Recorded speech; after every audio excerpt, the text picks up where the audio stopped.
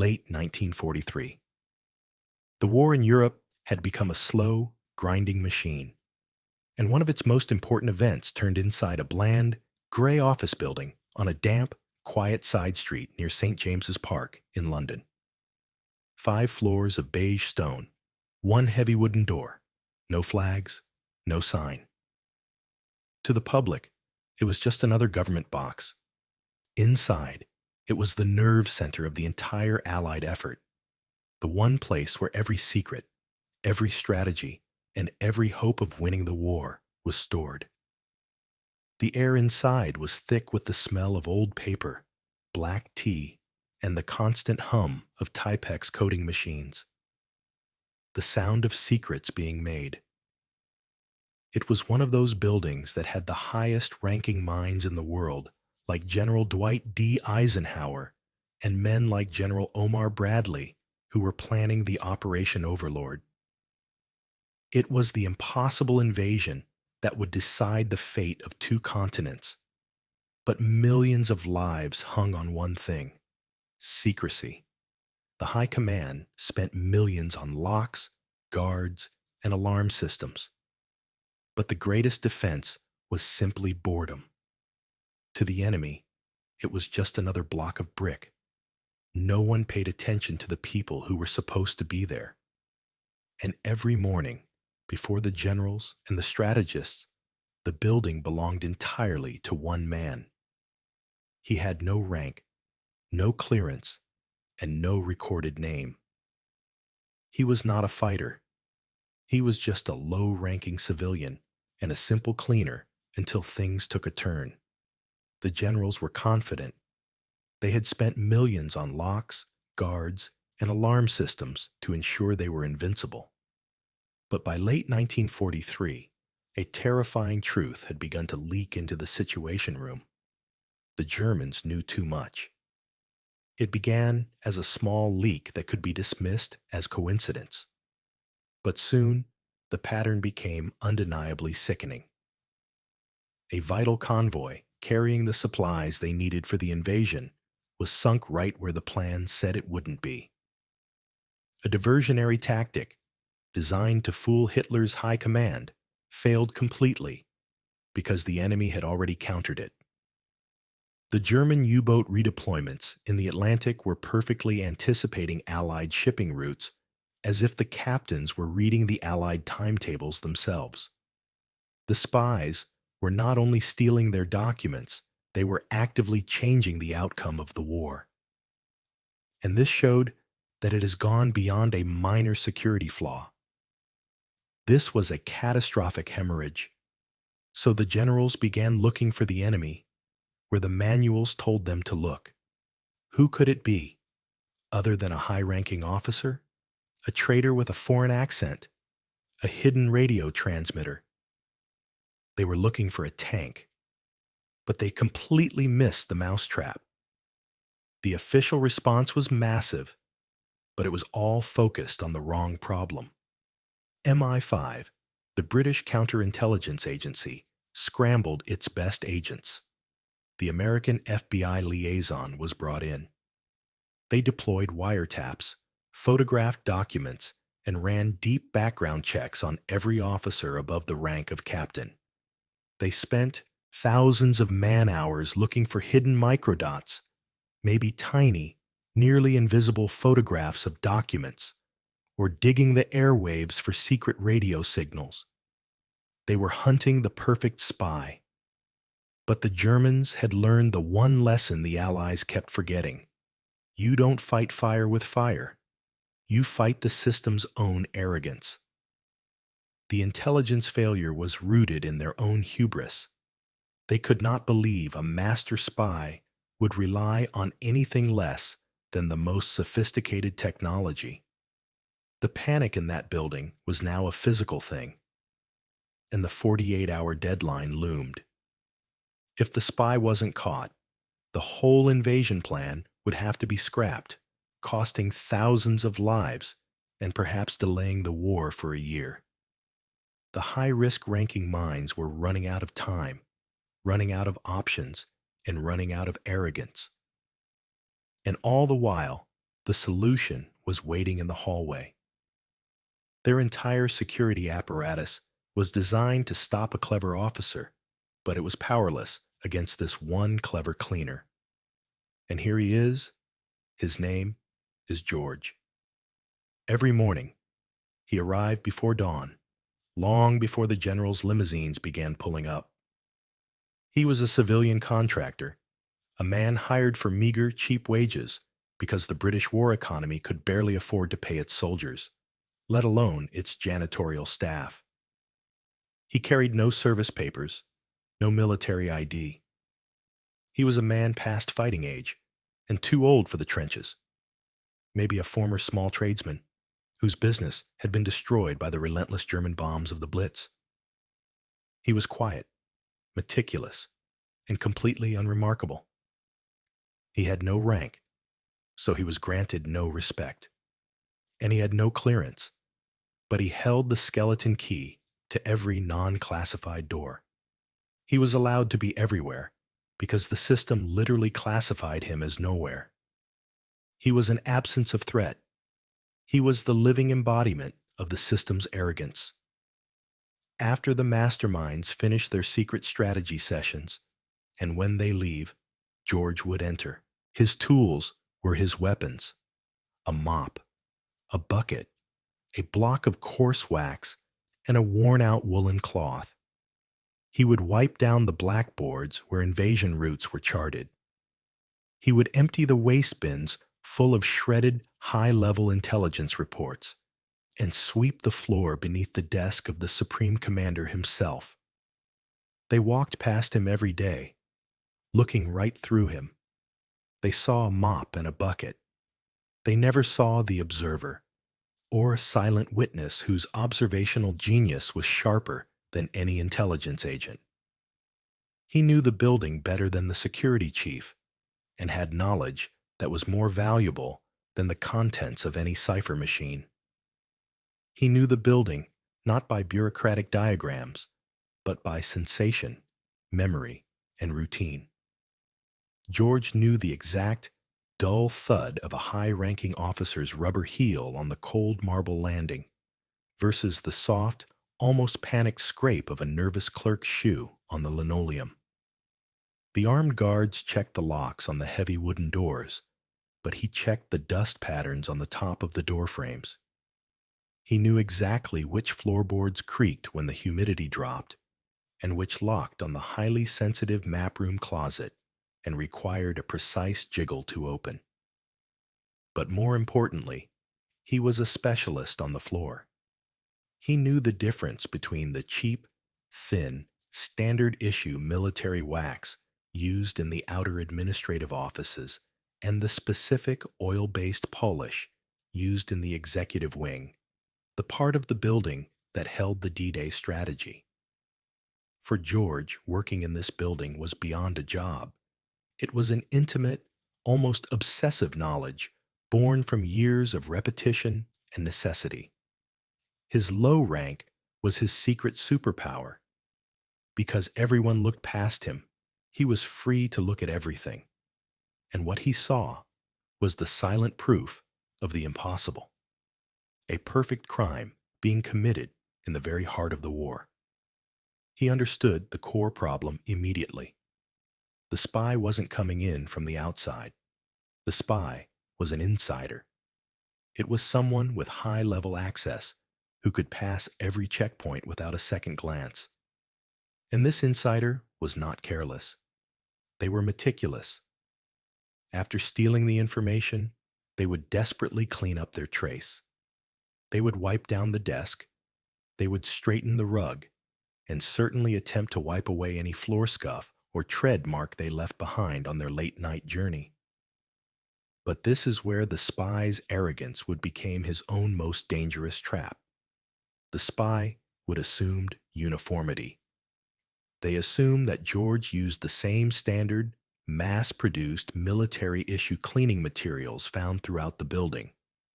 If the spy cleaned the floor themselves, they would use the official solvent and wax provided by the quartermaster to hide their tracks. And that, George realized, was the tiny, infinitesimal, one in a million chance to save the entire invasion.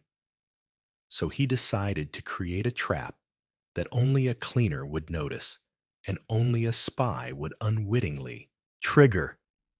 He had to invent a forbidden move.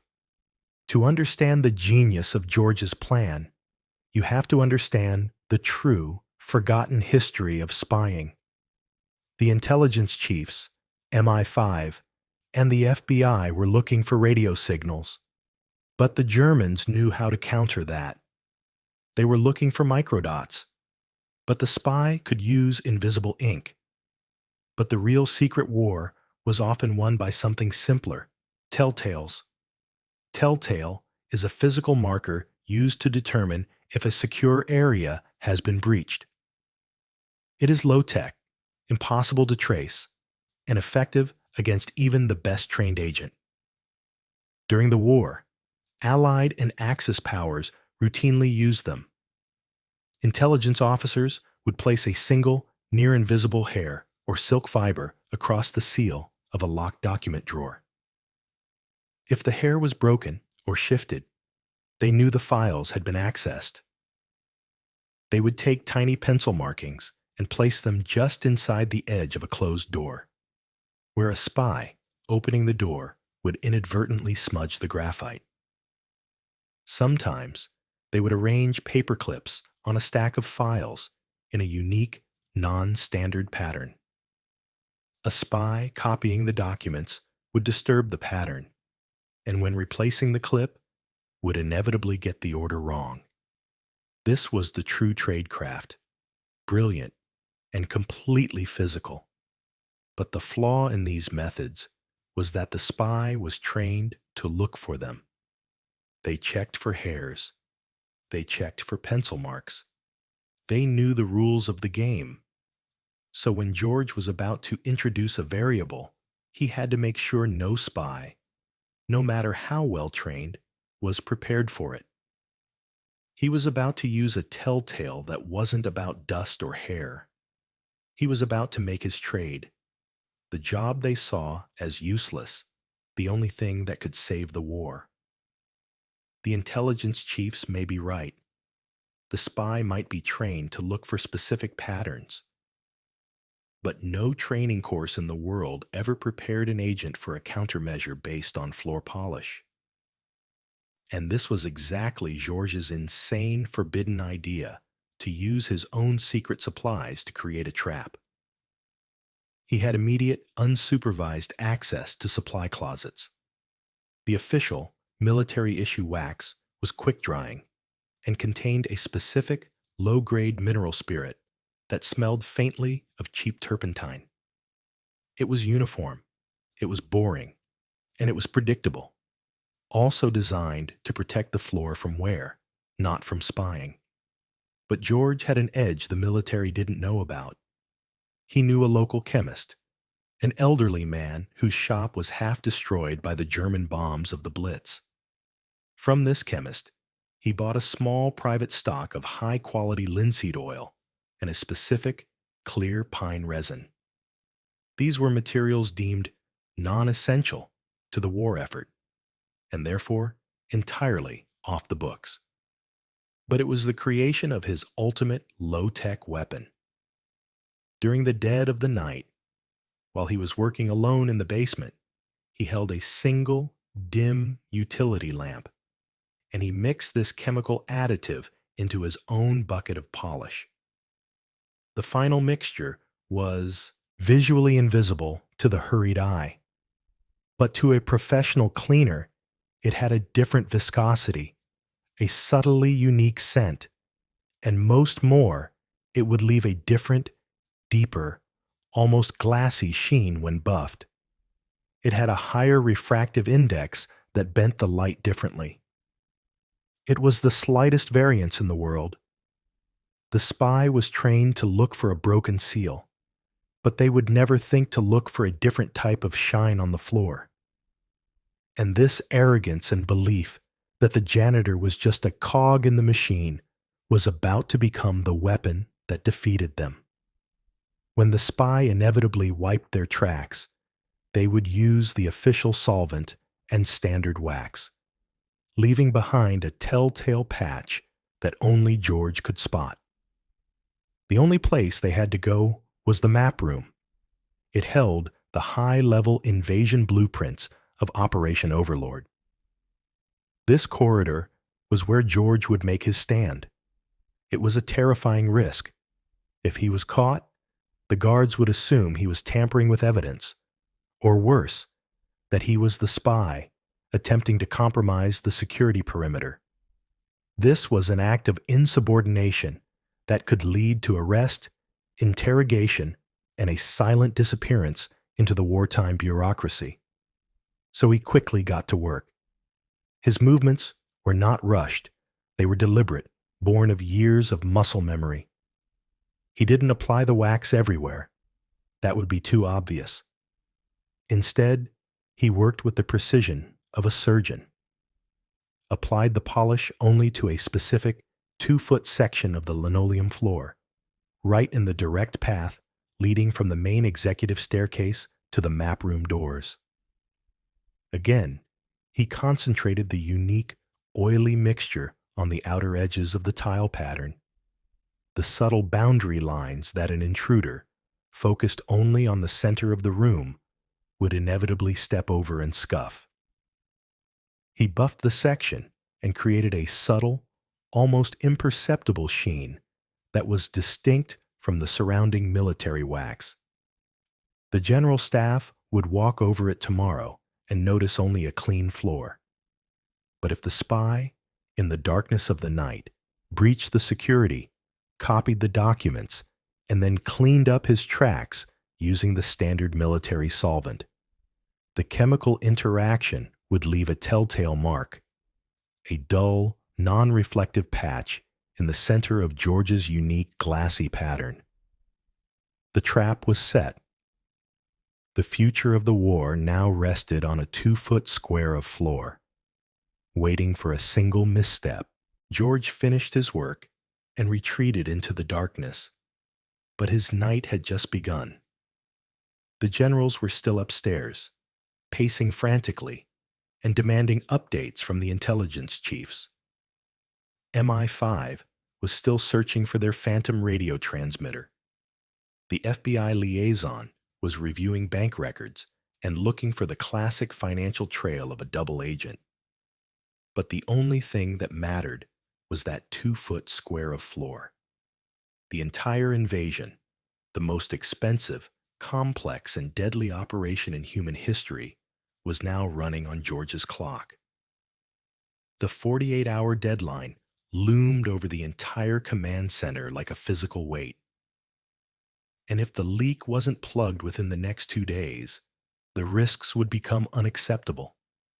The commander would have to make the fatal decision to scrap the invasion, costing the Allies months of preparation and thousands of additional lives.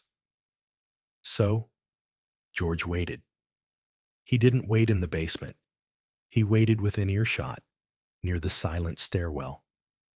He listened to the predictable footsteps of the night guards. He listened to the frantic, muffled voices of the high-ranking minds. The true battlefield was silent, dark, and utterly still. It was the linoleum floor outside the map room, and in that silence, the seconds of the 48-hour clock began their deadly, slow tick toward victory or catastrophic failure.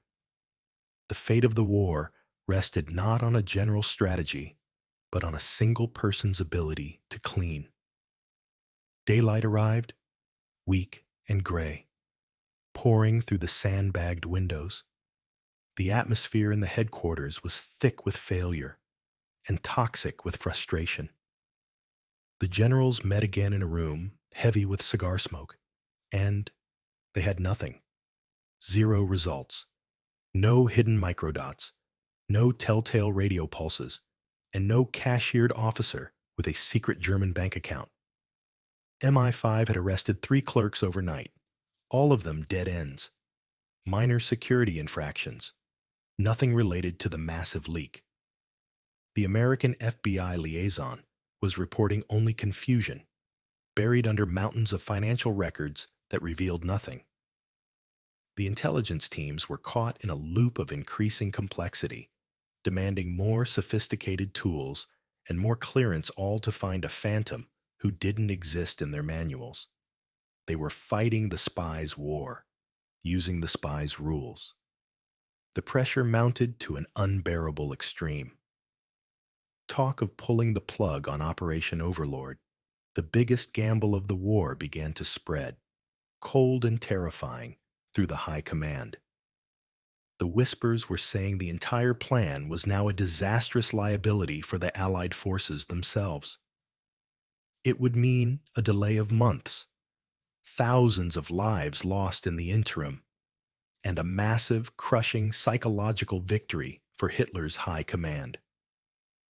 The first 12 hours of the 48-hour clock had expired, and the genius solution remained completely untested. Meanwhile, George began his regular duties. He worked his way through the building. He was emptying bins, wiping surfaces, and listening to the chaos he couldn't participate in. He moved through the crowd of desperate high-ranking officers, seeing their polished leather boots and their determined strides. He was watching every officer's footwear, every faint mark they left on the newly polished floor. He watched the map room door, hoping, praying, to see the telltale scuff. But the floor remained clean. The unique, glassy sheen of his forbidden wax was undisturbed. The spy, whoever they were, had not moved, or they had not acted yet, so he had to wait. But in the secret war, waiting is the hardest move of all. It was the dead of the second night. The building was under the quiet control of a few sleepy guards and the constant, low-frequency hum of the city blackout. The spy, whoever they were, a high-ranking officer, an administrative aide, or a secretary, made their move. They possessed the right key, the right clearance, and the perfect, untraceable cover. They moved through the darkness with the practiced silence of a predator, entering the most restricted area of the map room corridor. The spy was not an amateur. They were trained to counter every known form of detection. They checked the locks for metal filings. They ran their fingers over the door seals, looking for the telltale hair or thread that had foiled so many of their comrades. They knew exactly how to access the documents, copy the crucial tide charts for the invasion, and replace everything without a single sign of disturbance. But as they prepared to leave, their training, the very thing that kept them safe, became their weakness. They realized they had to clean up their footprints, the faint scuffs of their unauthorized movement. They went to the quartermaster's closet, the same closet George used, and retrieved the standard issue solvent and wax. They wiped the floor clean, ensuring every trace of their journey was gone. The spy was brilliant. They had neutralized every official security measure and the telltales they were trained to look for. But they had made one fatal assumption. They believed George's Polish was the same as the military's. The spy had just activated the trap. They had replaced the unique glassy sheen of the forbidden custom wax with the dull, turpentine smell of the standard issue chemical. They had successfully cleaned the floor, but in doing so, they had just left a signature that only the lowest-ranking man in the building could read. The game was won in the final swipe of a rag. The dawn of day 2 arrived. This was the moment of truth. The final hours of the 48-hour clock were ticking down. George clocked in, his stomach tight with dread. The building felt heavier, the air thick with the silent despair of the high command. If the spy had not moved, the operation would be scrubbed. If the spy had moved and been careful, all was lost. He approached the map room corridor. The floor looked immaculate, polished to a uniform shine. But this is where his move paid off. He walked slowly, his eyes glued to the 2-foot section of floor where he had applied his unique customized wax. A beam of weak London morning sunlight filtered through the sandbagged window, hit the linoleum, and there it was. The specific, unique glassy sheen of his secret pine resin additive was gone in a distinct, boot-shaped patch.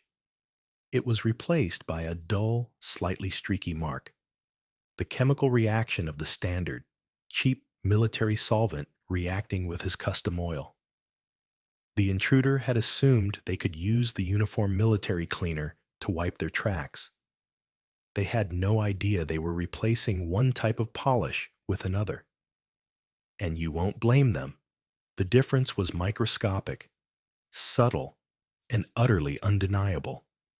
The high-ranking officers would have seen only a clean floor. But George saw a perfect confession. The spy had entered the room. The documents had been compromised. But now he had the proof.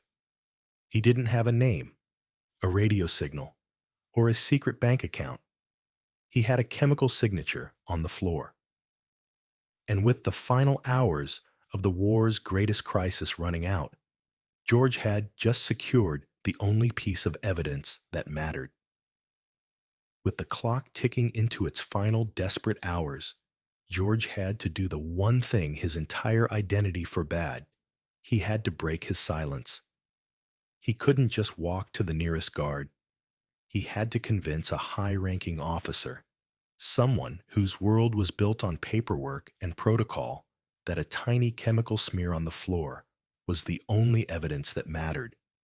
He approached the corridor, just as a highly decorated American colonel came striding toward the map room. The colonel, frantic and exhausted from 2 days of fruitless searching, saw only an obstacle: the low-ranking civilian blocking the hallway. The colonel snapped, his voice sharp, and asked him to move aside, but George did not move. He stood his ground with the quiet confidence of a man who suddenly held the most vital secret in the world. He simply pointed his finger at the floor, specifically at the boot-shaped patch outside the map room door. He explained that a spy was there the previous night. They tried to clean their tracks, but they missed something. The colonel stopped. He looked down, but he saw only a clean floor and a janitor making a complaint about a polishing job. The contrast was absolute. George could see a smoking gun, but all the colonel could see was a petty concern. George knelt down, motioning for the colonel to follow. He explained the impossible difference, the unique, glassy sheen of his forbidden pine resin polish against the dull streak of the standard military solvent. He showed how the spy had replaced one chemical signature with another. The colonel's doubt cracked. He saw the truth in the light. The janitor, the low-ranking civilian, was right. He was now convinced by the undeniable chemical evidence, and didn't waste another second. He abandoned all pretense of procedure. Within the hour, the cleaner's subtle evidence was used to trace the path backward.